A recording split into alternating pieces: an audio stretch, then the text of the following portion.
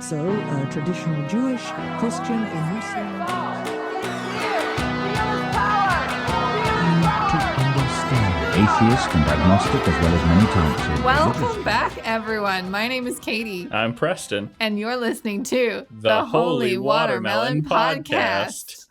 All right. So we've enjoyed a nice little run through the Abrahamic faiths that some people like to call the Western traditions. And now we're going to deal into a little bit of the river folk and the Aryans. We're going to look at the Vedic religion, also known as Hinduism. So do you want to explain the name a little bit better? Because I think you've shocked our listeners. What? Shock? No. No, me? Never. All right. So Hinduism is, in my opinion, an incredibly lazy name for a religion. As far as I can tell, it is a name imposed on a culture from outsiders. Almost in the same way that Christian was a name used to persecute Christian Jews in the early first century of the Christian era. And then they took their power back. Yeah, they adopted the name themselves and made it their own.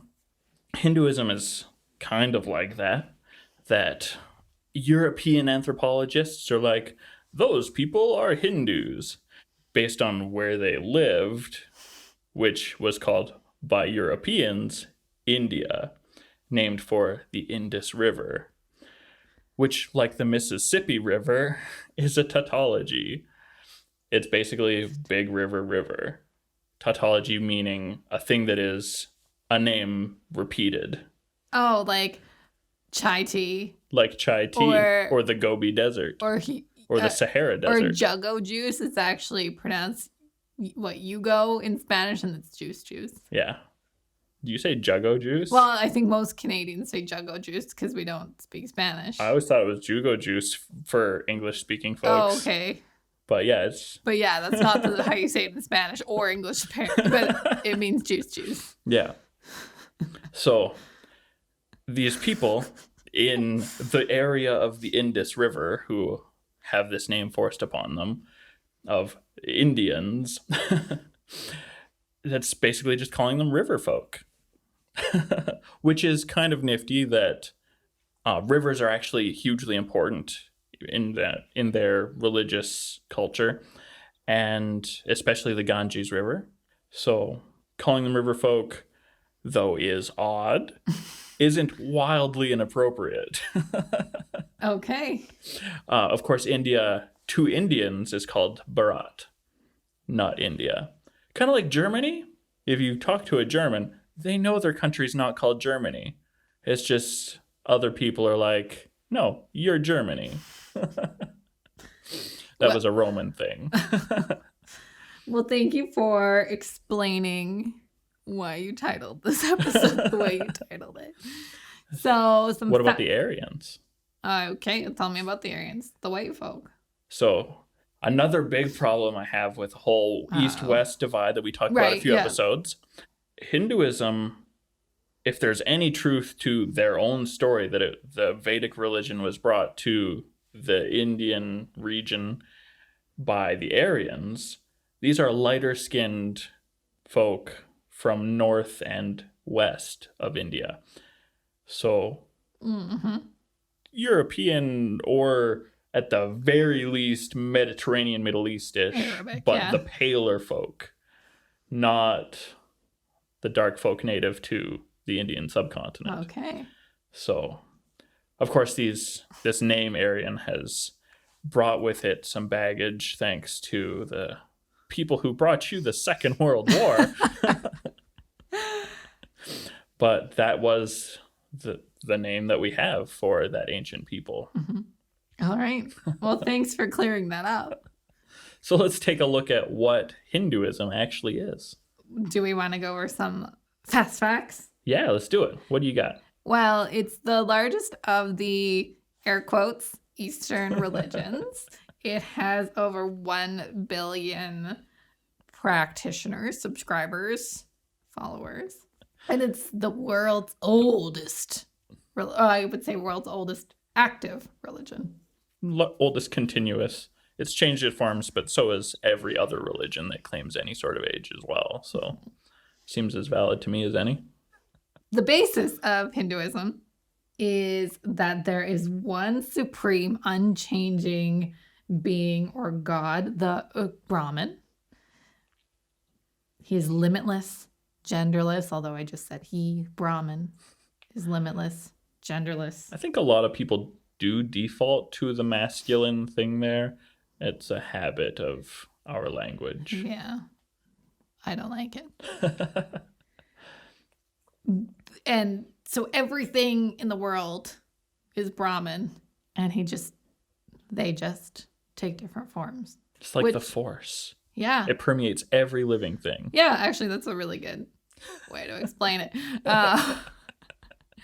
And For those Star Wars nerds. Right. And we'll break down into more on what and who Brahman appears as. But that is the common thread, that everything is Brahman and Brahman is everything. So it's kind of, we talked about it previously being pretty, what's the word I'm looking for? Polytheistic. Mm-hmm. But there's definitely facets of it that look henotheistic, but really deep in its core, it is pantheistic, where God is everywhere and everything is part of God. Including you and me. Absolutely. And this dog on my lap. So theological models get really tricky, especially in this particular situation. Do you just want to quickly digress and explain the difference between poly, pan, and heno? I know we've touched on it all before, but let's just give everyone, including me, a refresher. All right. So let's start with the familiar idea of monotheism. There's Uno. one God. He's responsible for everything, or she in some cases. Lots of people believe in a single goddess, and that's it. And mono is the one God. There's no side gods, usually. Christianity. Then no, that's not where I wanted to go next. Polytheism is the idea that there are many gods. Usually they're placed on an equal footing, but sometimes in most cases, there's a whole bunch of gods on an equal level with one or two, I don't think ever more than 3 gods who are slightly above those. Would a good example of this be the Greek pantheon? That's immediately what I think of. The Greek pantheon's a good example where you got 3 brothers who are kind of the tops, and then all of the other gods who are their sisters or their children who are associated with them, but definitely lower on that totem pole. Totem pole is a bad example. Lower on that hierarchy. And then henotheism is the idea that a nation and a community can have many different gods, and it's okay for you to worship one God that's different than mine, and I'll still accept that your worship is valid and is going to get you the same place my worship is going to get me. And then there's kathenotheism, which is the idea that you can move between gods without any worry, which is actually kind of cool. Oh. Or sometimes gods will move within the hierarchy as well. Mm-hmm. And then pan is what we're about to, where everything is God and God is everything. Exactly. Cool. And usually you'll see expressions of that one name for God, like Brahman. But there's also expressions of God or manifestations of that same God, or avatars even sometimes. That's a word that comes up a fair bit in Hinduism. But it's all one God. And so the Vedic religion brought by the Aryans to the Indus region tells about this theological model, and the Dravidian natives I don't want to say they just accepted it. They were conquered, as most people who make massive conversions. What are the texts for Hinduism? I know you looked into this a little bit. Thank you for that nice segue. The Hindu tradition has the Vedas, and there are 4 Vedas: the Rig Veda, the Sama Veda, the Yajur Veda, and the Atharva Veda. Cool. Are there words for those that people who stumble across those syllables can call them instead? I mean, yes. The Rig Veda is the praises, the Sama Veda is the songs, the Yajur Veda is worship, and the Atharva Veda, way out at that time, is procedures. Cool. The Vedas, just like in the Abrahamic religion, are all believed to be divinely inspired, and they are written as epics. Fantastic. My long understanding is poems. that they are very, very long. Some of them are short, but they definitely build up to be long poems pretty well. Have you read any of them?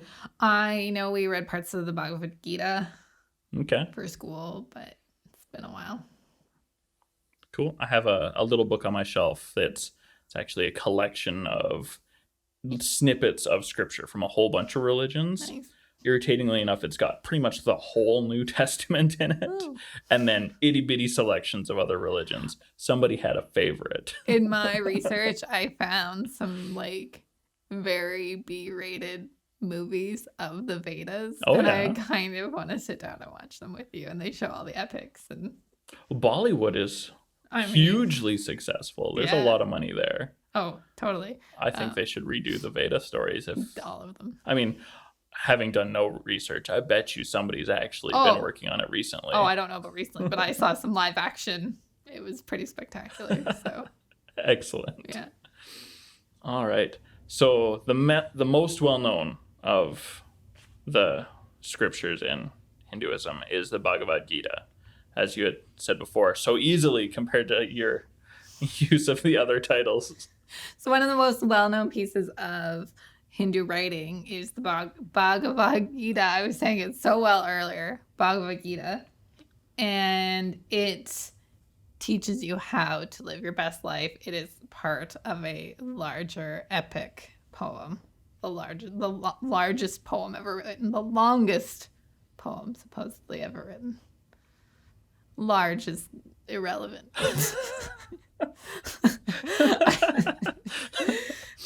All right. There's also the Upanishads. They exist to explain the Vedas, similar to the Jewish Talmud, where you've got the sages or the rabbis. You've got the gurus who go and explain it. I don't know if guru is really the right word. I know that's a word more used with Sikhs, but I feel like that's still totally a Hindu used word. We're just killing it right now. Yeah, we're killing it. Yes, and they would expand upon the Vedas and explain them, and it's become this larger piece of religious text. All right. So, of course, the Rig Veda, as we mentioned before, it's one of the most important books of knowledge. It's also significantly older than any of the Western religious texts. It predates even the oldest part of the Hebrew Bible by more than 1,000 years, which is pretty impressive that we have writings that far back that we know how old they are. What do Hindus actually believe? What comes of all these books? That's a really big question, Preston. No kidding. So, I mean, as we mentioned before, it all comes back to Brahman, who is literally the shared soul of everything, which is kind of badass. Right? But what if I don't feel like I'm Brahmin? Wow. Lucky for you, Preston. This is where you've talked about this in the past, so you're actually an expert on it, is that Hinduism has been happy to absorb other gods and goddesses from other cultures and just like adapt them a bit and be like, cool, you're part of Brahman too. Thanks for telling us about this side of Brahman we didn't know. Right. Which is where they have this massive, like hundreds. I think there's over 200 Hindu gods and goddesses. I've heard numbers bigger than that, so that's Oh. easy to believe. Yeah. I'm going to swing back into that Christianity thing that we were talking about before, that the Jews had Jesus killed because he said he was God on more than one occasion. And that was really offensive in a strictly monotheistic society. In India, where there's already an accepted idea of multiple expressions and iterations and avatars of Brahman as a perfectly worshipable thing. Jesus saying, I am the Son of God, or I am God, isn't a problem to them at all. They're like, sweet! It's just like, oh, cool. Cool. We'll add you to the list. Which is exactly what they did when Thomas traveled to India and said, hey, I got to tell you this story about Jesus of Nazareth. And they're like, great, we'll add him to the list. And Thomas was like, oh no, I fucked this up. This isn't how it's supposed to go. Oh no. Plenty of people did fully adopt the Christian tradition he brought them, and definitely more were just like, okay, yeah, he's another avatar of Vishnu or whatever, and then went on with their lives without really changing anything. Add him to my fantasy football team. Problem is, Jesus got those holes in his hands. Oh. He's aerodynamic, but his catching ability isn't great. Oh, yeah. And like, what other things are like fantasy football, but not fantasy football at all? Dungeons and Dragons. Right? But I don't know if he'd be that helpful in Dungeons and Dragons I feel either. like if you're worried about your fantasy football team, you need a different set of gods. Preferably, actually, realistically, we've got some great gods in Hinduism who could be great at football. I like Ganesha, the elephant man. Did you know Ganesh is like the most popular of the Hindu gods? Do you know why? Yes. Because his head's got an elephant. No, I mean, do you know why he has an elephant head? I do remember hearing the story in school when we covered very, very briefly Hinduism, that his head was cut off. Mom all freaked out. Dad's like, fine, I'll give you a head back. And decided not to give him his original head, give him an elephant head as a joke because he's a dick. Yes, that is how Ganesha is an elephant. But Ganesha is the most popular because he's the remover of obstacles. You know what? That's a pretty good reason to be popular, and I like that. Right? I think I totally see where it's like, oh, I got this problem. Go to Ganesha, Ganesha. please. He's the one who deals with that. We're not going to go into all 1,000 of them. 1,000 of them. If you're listening to this and there's one you want to hear about that we don't cover, send us a message and we'll group them together and do an episode on some other Hindu gods. But we have notes here on, I think, the 5 or 6 most popular, common, widely worshipped in Hinduism, because we could be here for decades. We explained each and every one of them. Ain't nobody got time for that. I mean, someone probably does. I mean, yeah, I do. Let's be real. So, numero uno. Actually, well, backtrack. Hinduism has its own trinity Yeah. called the Trimurti. Why does that sound like somebody wanted to rip off somebody else's name, but make it not obvious that they were copying their work? It's because if you know me at all, Katie, in any accent other than my Canadian accent is really bad. My French was horrible, my German was horrible, and my Sanskrit is horrible. So Trimurti, it is the Hindu trinity. It is made up of Brahma, Vishnu, and Shiva. And Vishnu and Shiva are, of course, part of Brahma. No, there's Brahmin and then Brahma. Brahmin is the priestly caste. Is it? Yeah, Have I been saying it wrong the entire time? maybe. I might have too, actually. Brahma is the god soul. So have we been wrong No, at all yet? but Okay, we have good. to be we have to clear. So Brahman is the universal force soul of everything. Brahma is a god, and then you can be How much part... of this do we need to cut? No, I'm explaining it. None of this needs to be cut. Okay. And then you can be part of the Brahmin caste. So there's Brahmin, you're Brahmin, I'm Brahmin, this dog is Brahmin. There's Brahma, who is an iteration of Brahman, with Shiva and Vishnu. And then you can be a Brahmin, which is the priestly caste. Got it? I'm there. Yeah, are you? Are you there? You poor people listening to us. Cool. Brahma, numero uno in the Trimurti. Part of me wants to just switch it to Trinity, but that would be inappropriate. I mean, I think it's bad enough that it gets called the Hindu Trinity. Right? Frequently, it's like the Old Testament versus But the Trinity Hebrew is- Bible. The Christians don't have a monopoly on the word Trinity. If you got three things, that's a Trinity. But when you say Hindu Trinity, it's because it's like field hockey versus hockey. You're saying field hockey because people need to know it's different from the real hockey. Did you know there's underwater hockey? I'm not surprised. I didn't. I didn't know that until I accused my landlord of being a hockey player. And he's like, yeah, but no, I play underwater hockey. Because apparently it hurts just a little bit less when you take the puck to the teeth, which is how I knew he was a hockey player. So I will say Trimurti, just like we try to say Hebrew Bible and not Old Testament. Yeah, I think that's appropriate. As much as I'm probably mispronouncing it, I hope it's a better effort than just saying Hindu Trinity. Yes.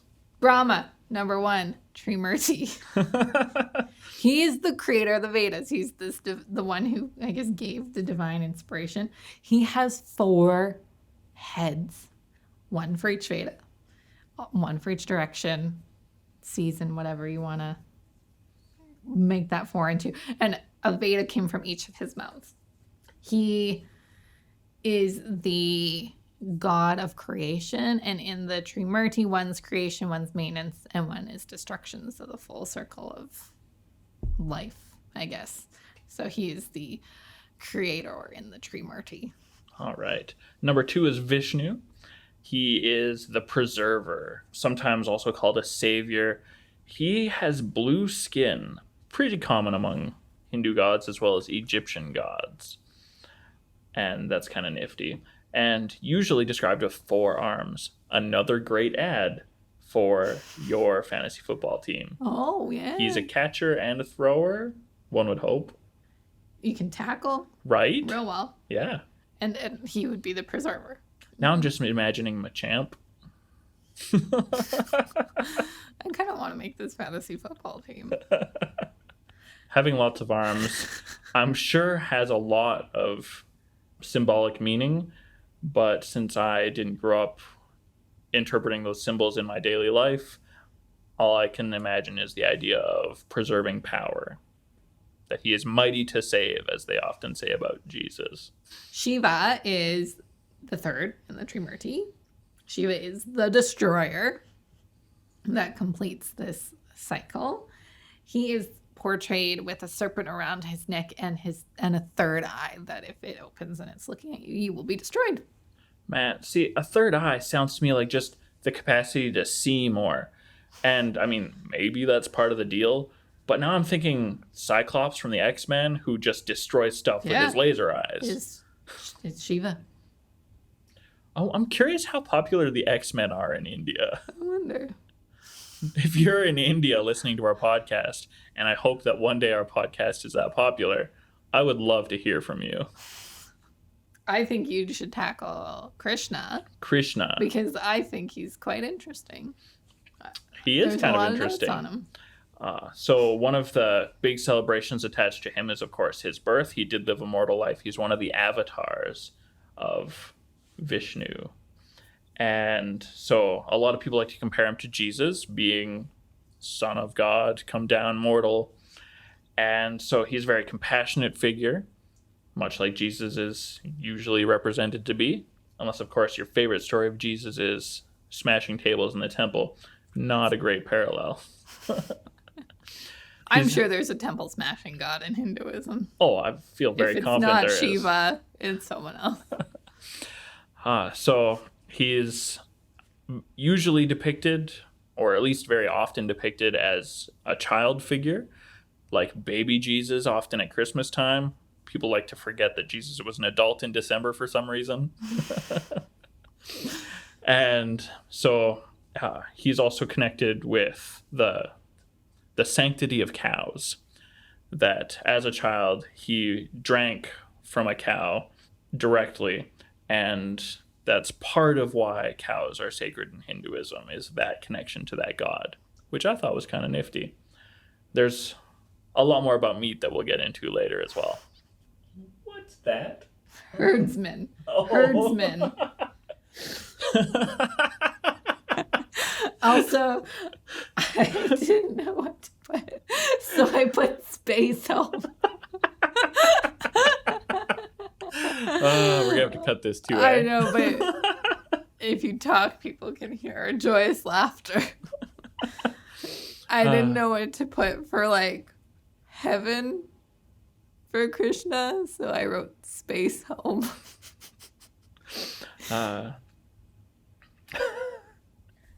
So Herdsman cow. yeah, Krishna is also depicted as a herdsman, a divine herdsman even, much like the good shepherd of Christianity. Good old Jesus figure coming back again. And the herdsman ties back into the sanctity of cows in Hinduism. Absolutely. So a lot of what we see in Jesus is very familiar in the figure of Krishna. And even his death has parallels to Jesus. The place of his death is a pilgrimage site. And as we see often in Jerusalem, Krishna died by an accident rather than a deliberate mob that had him crucified. But that place is still sacred space. And there is forgiveness to his killer, much as we see familiar in Jesus. And of course, like Jesus, he ascended back into the heavens. Space home. Space home. Which, of course, I just think like the Jetsons in a rocket ship when I say space home. But Of that's course. not what I'm picturing. Those are the big. Those are big the players. 5 gods that we wanted to get into today before we get into the more useful knowledge for those who aren't going to adopt the faith on how to recognize the beliefs and practices of your neighbors. So I mention about 1,000 times now Brahman, Brahma, Brahmins. You want to break down the Brahmins for us? I mean the caste system. I can do that for sure. So There's a caste system in Hinduism. And originally you were absolutely able to move between castes. Fun fact. that didn't last very long. No, though. it didn't. And it became this very hard line. You're born into it, and that's your where you're caste, you stuck. marry into your caste. It is starting to loosen up again. Now that there's enough people living in the digital age, those barriers are coming down. But absolutely, it wasn't. I had a coworker, and he's Hindu, and I think he married up, air quotes. I don't. There's definitely a linear there is absolutely but, value on these castes. So he married up, and I think it was a little scandalous, but not super scandalous. And in my research, I saw that on dating sites, you could say, caste doesn't matter if you're in India and dating. That's convenient. Yeah. So in the past, we're like way past, didn't matter. You can move between based off of what you were good at. Mm-hmm. And then it became this hard line. You were born into your caste and you didn't move from your caste. So there are 4 primary castes. Of course, each group is subdivided into more subcastes that, if you look it up on Wikipedia, you'll find 200 different caste groups. Some reports will give you numbers as high as 2,000 different castes. Too many. You got to organize your people, I guess. And they've decided this is the way to do it. I mean, India has a lot of people. I was going to be like, there's not even 2,000 people in India, which isn't even a little bit true. Right. It's one of the more densely populated nations. So the top caste, I always wanted to say caste because that's the way it's spelt. In fact, a little piece of me is still convinced it should be pronounced caste in English. It comes from the Portuguese word casta. So caste is kind of the way we've got the word. Like Canadian niche versus American niche. If I hear somebody say niche, I want to hit them because even though I accept that mispronunciation of words come from the practice of reading, if you learn a word by reading, that's cool. But also you need to put yourself in situations where you're going to learn words by hearing people say them. So to our 30% of American listeners were sorry. I'm not super violent, but I the thought you were desire gonna- I thought- does come to mind I thought you were from gonna- time to time. I thought you were going to say, I'm not super sorry because I apologized. You're like, no, I'm not sorry. I meant what I said. Like when I hear somebody say schedule, Oh, I understand why you've done it, but in the morning, do you send your kids off to shul? the worst I ever heard. And I don't know. It came from North America. I just don't know where. Wash instead of wash. Have you heard I wash? know in Boston, there's a lot of extra R's A lot of thrown extra onto words. washing. And I've heard them also thrown into the middle of words in plenty of cases too. I don't love it, but as long as I can understand you, we're going to be okay. If you say wash, could you drop me a DM, please? I just need to know where you're from. Thank you. Back to the caste system. The All right. top is... The top is the Brahmins. That's the priestly class. So that's how they ended up on top. If we get to say we're the voice of God and we get to pick where we are on the totem pole, we're going to be the best of the best. But isn't everyone God? But that's, I know. in practice, in day-to-day life, not I know. really important. I know. So that's your priestly class on top because you got to preserve your power. That's how that works. Then next on that list, who else has power but can't tell the people who talk to God what to do? Your governors, your rulers, your warriors. You gonna try this word, Preston? The word is kshatriya. Ooh, well done. Some people might put a little more emphasis on that K. I find that difficult to pronounce, and I just want credit for trying. I thought you did a good job. Thanks. A+. It's like Cthulhu. Or Thulu. You got options, and because the dude who invented the word is dead and gave more than one valid pronunciation before he died, we're going to do what we want. Fair. They're all hard to say when you put the wrong sounds together. When you put that many consonants together. And so those are your rulers, your warriors, the people who have a lot of social burden on them to take care of the people around them. They get a little credit. They get to be higher up than your regular middle-class folks, but they're not the Brahmins who are supposed to be in a position where they can access the divine message. The third caste is your common artisans, your working class. And the fancy word in Hindu or Sanskrit is Vaisya, is the way I read that. Vaisya? It could be Vaisya. It would help if I had more people in my social circle during a pandemic who could help me out with the pronunciation of these words. We'll get an email.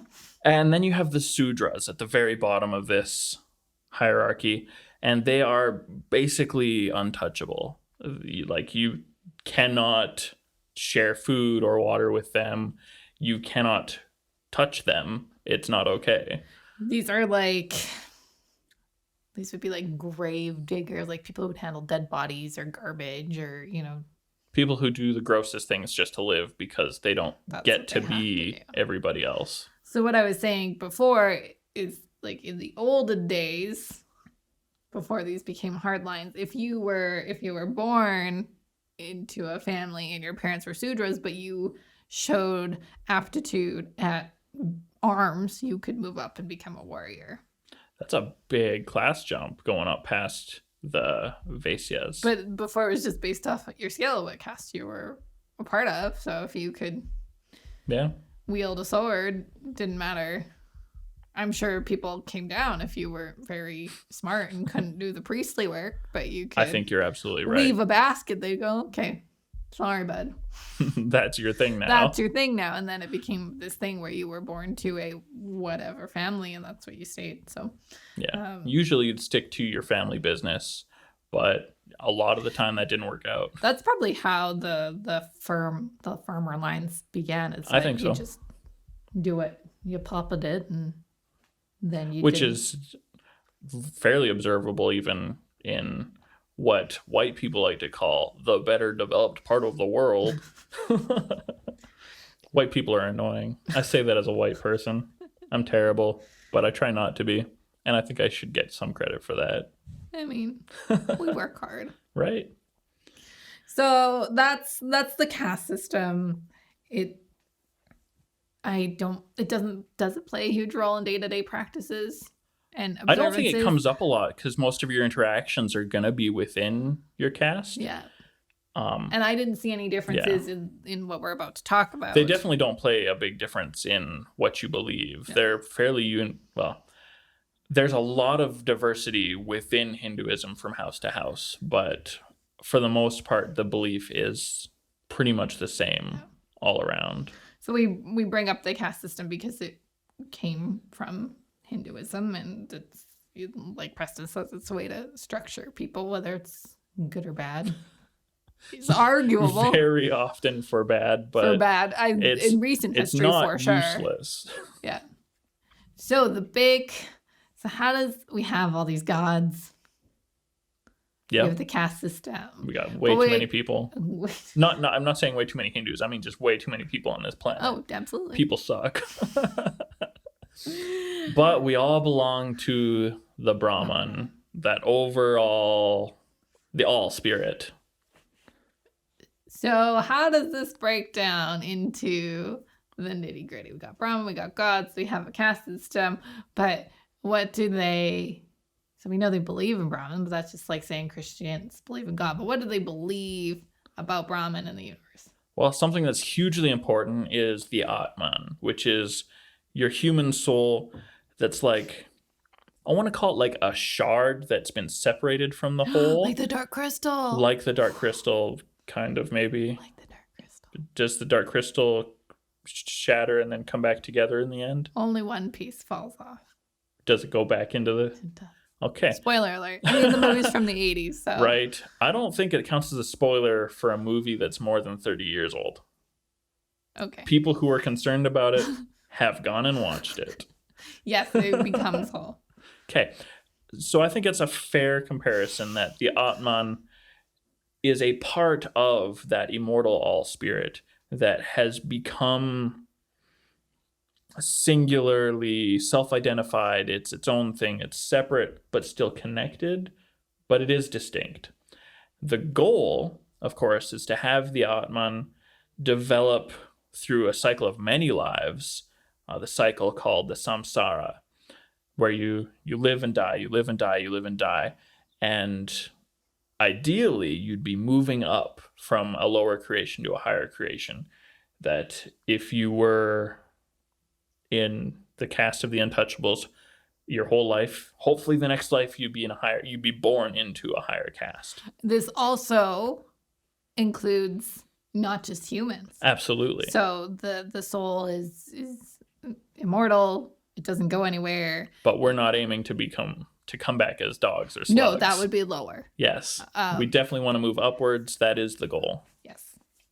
The process of an Atman moving from body to body is called transmigration, which I think is pretty cool that there's a name for it.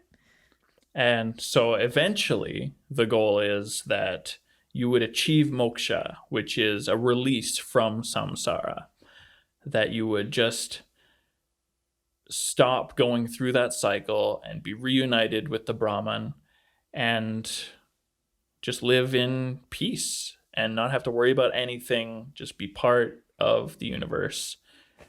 That sounds kind of nice. I mean, yeah. It's better than some stories where you have to spend eternity singing or farming. Singing would be bad. We've talked about your singing ability before. Yeah. I mean, I enjoy singing, but those around me, that would be my heaven and someone else's hell. I want to talk about karma. All right. Because we bastardize the shit out of the term karma here in the West. Yeah, we do. Oh, karma going to get you.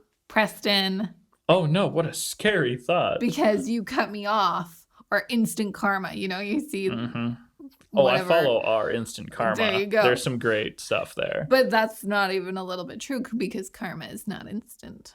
Right. It's a thing that builds up and comes around. Karma means action. And like I said, we bastardize it here. It is the consequences of your actions, but is on this massive scale that, yeah. So whatever, you're mean to someone and then you blow out a tire. That's not karma. That's just probably coincidence or bad luck. Karma is what you did in one lifetime affecting your current lifetime, or what you're doing in current lifetime affecting a later lifetime. It spans lifetimes, and even like multiple, like you can go multiple past lifetimes. Something you did 4 or 5 lifetimes ago can be affecting you now, and you can be punished for something you did in a past life, but not for cutting someone off in traffic today. Cutting somebody off in traffic is such a minor transgression. Like, yeah, it's rude, but it's, to say that's a thing that's going to affect you karmically 2 lifetimes from now seems extremely improbable. I mean, every time I've cut someone off, it's been absolutely an accident. I know, I mean, even today I was like, settle down, Rambo, because he was just so eager to get ahead of me. And I feel like I will be treated differently than he will be in a future lifetime. Because if he drives like that all the time. If that behavior is a defining part of his character, Then yes. There's other reasons why that's going to affect him karmically. Yes. Whereas me and an accidental cutting off in traffic, I'll be fine karmically. I think so. So, karma is usually meant to be directed by an understanding of dharma, which is the principle of duty. Karma and dharma, they sound irritatingly alike. Like Dharma and Greg? That's exactly where that name comes from. Really? So, back in I was being the facetious. 60s, when that huge counterculture movement happened in North America, where everybody is just tired of their overbearing Christian parents and their pastors and even the government. There's a counterculture coming at us real hard. In the very near future, it's going to be very obvious to everybody. There was a huge growth in the idea of alternate religious philosophies from all these people who grew up in their white Christian churches. They're like, no, I want wisdom from abroad. And India was the number one destination where people would go for that sort of guidance. So we also saw a huge surge in witchcraft in North America at the same time. Buddhism. Satanic panic. The satanic panic was about the same time as well. Yeah, I got way too excited to say satanic panic. So the name Dharma in Dharma and Greg is actually a feature of that obsession that came up 50 some years ago when the baby boomers were growing up and having kids. They did that. I guess Dharma from Dharma and Greg probably would be in her 50s and 60s now. Pushing it. That show's easily 15 years old. Yeah. And if she was 30 in the show, pushing 50. So yeah, that makes sense. And definitely the child of a boomer. Yeah, that checks out. Yeah. Yay, baby boomers. They made our philosophical and religious landscape in North America more interesting. Because it's not just migrants. We've got loads of people coming in from all over the world in North America. But the adoption of their religious traditions by white people it's undermined them a little bit, which is an annoying reality. But it's also helped people to be more familiar with them, which is not a bad thing. I want to digress so hard right now, but what do you got? Well, this book I was telling you about that I finished When God Talks Back. Mm-hmm. And that's sort of the history of evangelicalism starts with people becoming more spiritual, looking to Eastern traditions, and then like coming back to the church, but the church adopting Eastern things where you now have this personal relationship with God. like the Atman, and it morphs into evangelical Christianity, and then these people grow up and grow out of it, and this is where you get like the highly conservative people who talk to God. It's like this weird metamorphosis, and I thought it was really fascinating. Religion at all times and in all places is highly syncretic. You'll always have traditions absorbing traits of other traditions, and the evangelical movement is actually a great example of that. We didn't actually explain what Dharma was because we went on that random ass tangent. So tell me, Preston, when I so rudely interrupted with the Dharma and Greg comment. So Dharma is the principle of duty. When God says you need to do these things, whichever iteration of the Trimurti it is that's issuing that message, that commandment of how to live or what your duty is Dharma. And so as long as you are keeping a balance between... So they talk a lot about being true to your Dharma and living in your Dharma. And it's such a weird term, and you did a good job defining, but we don't really have an equivalent Not really. definition. And it's not quite be true to yourself because you might not actually enjoy your Dharma. It's sort of accepting your station in life, I guess is the best way to put it. Oh, for sure. And being happy in that. But there is some self-discovery in there too. It's a really interesting term because it's, we get some wooery here where it's like be true to yourself and follow your dreams and listen to your inner voice. It's not quite that far. You have a dharma that's imposed on you Absolutely. just by being part of a community. Yeah. But you are also responsible to seek out some sort of communication with the divine to receive a dharma that is specific to you. Mm-hmm. And there is a trick in the balance there that you can't be doing something and calling it your dharma when it hurts your community, because that's super obvious that you're lying. Yeah. And again, it's like you might not necessarily like your dharma, but there is like a contentedness that's expected. Absolutely. Right? And that kind of comes back to karma and going through the samsara cycle. If you're rebelling against your dharma, you might not come back at a higher level. You might come back at a lower level because your way of action is not appropriate. So dharma is an interesting word. I hope we explained it well, but I think we've covered it in a truthful enough fashion that it's still accessible to our audience. So hopefully that helps you feel better about that. Thank you. All right. So Hindu worship isn't overtly wildly different from what we're familiar with here in the West. There's a lot of prayer and reading the books, and that's what you'd expect from the Christian next door. They chant.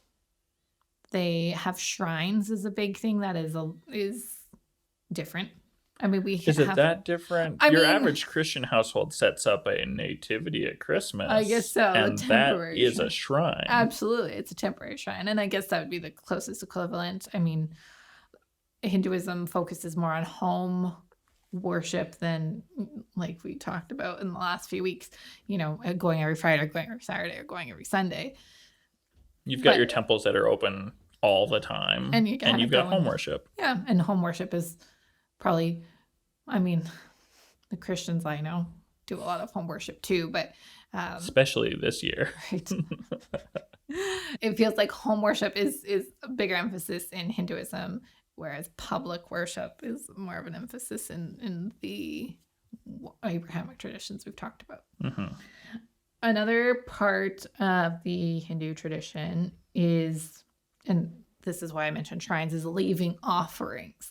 And sacrifice is actually quite a big part of the Hindu tradition. And, leaving offerings at shrines. For sure. Burning incense is pretty standard. You don't have a whole lot of slaughtering goats. Sacrifices hugely important. Or I guess in line with the sacrifice thing, the Hindu creation myth is actually a cosmic sacrifice of the first man. How bad is badass is that? That sounds pretty intense.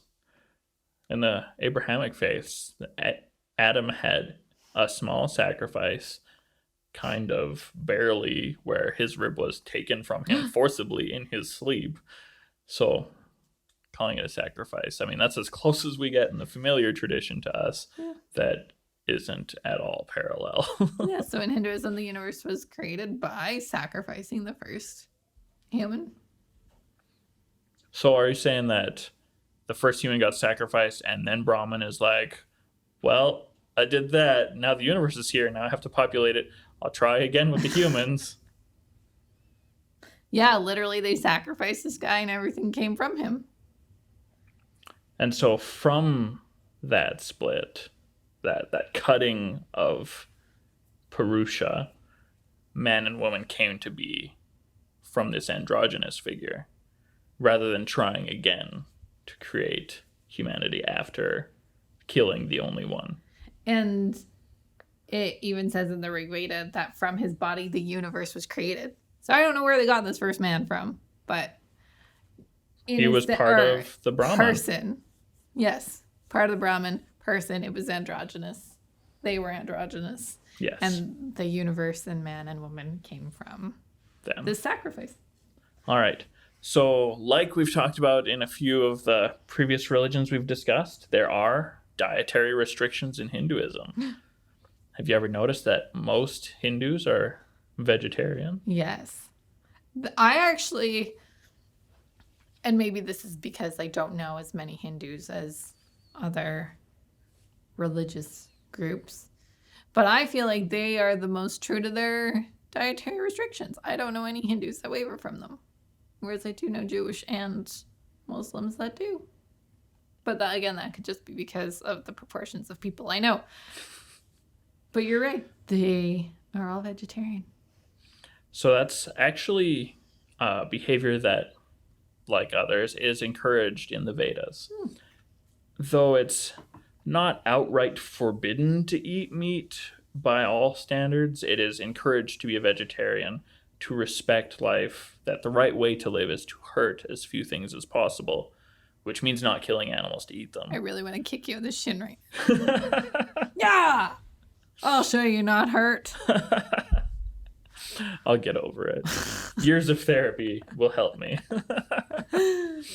However, within that suggestion of maybe don't eat a whole lot of meat, there is that strict prohibition from most leaders of the Hindu faith that you should never eat or even hurt by any means a cow. So when you see a cow walking through the streets in a city in India, you move around it. That's the deal. You don't shoo it away. You don't kick it to wake it up. You just let it be and hope that nobody else is going to hit it either. Live and let live, because the cow is associated with multiple Hindu gods. Yes. And then my note says, lol, they're all just Brahmin. And it says it specifically, just like in Islam, in the Quran and in the Hebrew Bible, for Judaism, it says in the Rig Veda, and another text we didn't touch on called the Manusmriti, where it actually says do not eat cows. Mm-hmm. I don't think it says it like that, but it tells you not to eat cows. Basically, just don't do it. Yeah, summary. So in their religious text, it says stay away from cows. Do not put that meat in your mouth. Yep. Yeah, because the cow is considered holy. It's hugely important. One of the most prominent gods to which it's associated is Krishna, as I mentioned before. So the word that you would use to describe the Hindu dietary restrictions is lacto-vegetarian. It's okay to have milk. The gods did it. We can do it. That's fine. Just don't hurt them. Don't aggressively yank on their nipples. Yeah, okay. I think that people have definitely been beaten about a little bit for hurting a cow, because cows are slightly more sacred than the average person. Because of you know how Canadians don't say T's? We don't pronounce our T's. Toronto, for example. Some teas are more important than others. Yeah. Right. I don't know if you're saying hurting or hurting. Like, do you Hurting. hurting? Are you hurting the cow or hurting the cow? Hurting. Hurting. I still don't know what you're doing. I think when you put enough emphasis on the first syllable, you should expect a T. Whereas if you were a little softer on that first syllable, you'd expect a D. Hurting or hurting. Okay. I don't know. We're hurting cows here. One of those two things is okay to do with cows. The other is not. Actually, even herding cows is a tricky business in India, I think. I think so. Here, not so much, but carry on. Right. All right. So some Hindus will eat lamb or sheep or fish or bird, and I don't think that's the standard, but it's also like you're not going to be thrown out of your community for doing so in most cases. And there are some scholars and Hindu authorities who say that there are some parts of scripture that say that eating meat, including beef specifically, in some special cases, is encourageable and a good thing to do as an act of worship. Are they Albertan Hindus? It sounds that way, doesn't it? I'm quite confident that there's not very many of them. In my research, I heard of 2 Hindu authorities out of the many popular. 2 of them have said this sort of thing, and I don't think they're really that popular themselves either. Okay. But it's an idea that's out there. But for the most part, lacto-vegetarian. It's okay to have cheese, but you're going to have fun finding different ways to eat salads and mashed potatoes, I guess. Okay. I don't know. When I think of a vegetarian diet, I'm just like, my meal minus meat is sad. Everything else we have is just, honestly, some interesting points, but nothing really ties together. Yeah, there's no handy segue Unfortunately. between every single point in, well, any religion, let's be real. One location I wanted to mention was actually the Ganges River in India. It is one of the holiest places in Hinduism. It is believed to be the manifestation of the goddess Ganga. Ganja. Stop making weed jokes. No, not ganja. Ganja. Ganga. Ganja. Oh, Or Ganges. Those are your 2 options. Rituals performed at the Ganges River are believed to be purifying, or the equivalent of washing away your sins. And there are dozens of festivals held on the banks every year. Many people, people bathe themselves there. Many people spread the ashes of their loved ones in there. It is the most polluted body of water in the world because of this. It's supposed to be quite unpleasant. Purifying for the spirit, but you will need to shower afterwards. Yeah. So there's the Ganges. Super important. And actually, I think quite problematic from an infrastructure point of view for India. Absolutely. So. All rivers are respected as sacred. Moving water is kind of a big deal, but the Ganges is special in itself. And so calling them river folk, naming them after Indus, which of course is also the name for big river, it's kind of interesting to me. As I mentioned at the beginning. It all comes full circle, just like with the Trimurti. I don't know. Trimurti is a triangle, not a circle. I guess so, but it's a cycle. It's just a 3-point cycle. Yeah, fair enough. Let's go with that. Okay. I like it. All right. So a few things that you're probably going to see in your daily life walking among white folks who have adopted portions of somebody else's religion and their traditions is yoga. What's yoga? Namaste. It is a philosophy. You mean it's not just stretching out my legs? No, and did you actually know women were forbidden from doing yoga I for a have very long time? definitely not thought about that. Yeah, and it was actually done by, high up Hindu priests, I think even shamans in Hinduism. And women were actually banned from it. And now if you look at who does yoga, it is predominantly women and predominantly white women. So how the tables have turned. Now I just remembered a movie. It's got The Rock in it. I'm pretty sure it was called Faster. And there's the bad guy beat yoga, I guess. There's a thing he says in the movie where he's just like, yeah, I did all the yoga. I'm so good at it that I mastered every single move. I beat yoga, which is utter nonsense. Yes. And we've also westernized yoga. When you said beat yoga, I was like, is this a new type of yoga? Like beer yoga or cat yoga or goat yoga or laughing yoga or metal yoga? So we've really wrecked it. We've done horrible things to yoga over here in the West. But yes, it comes from Hinduism. Yeah. So yoga is the method. That's what the word means, is a method. It's the method of gaining mental, spiritual, and physical insight. So meditating, being at rest, is part of yoga. Stretching out your body is part of yoga. Reading is part of yoga. Anything that helps you develop and bring yourself closer to the divine, I guess.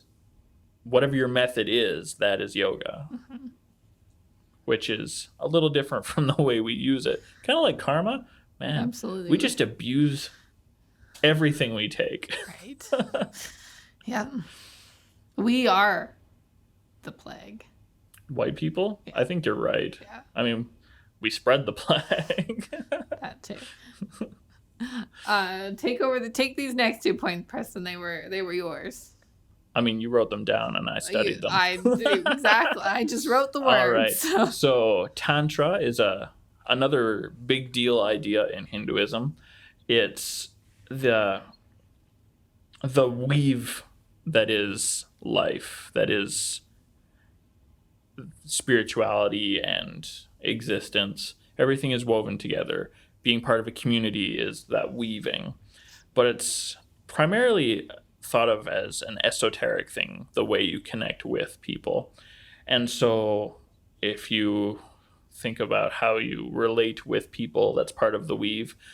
More famously, you've got Sting and his ridiculously public tantric sex. Is it an addiction? Tantric sex practice? Yeah, that's the thing. Yeah. So where you're going to see the word tantric the most is in relation to sex. Yeah, big scary.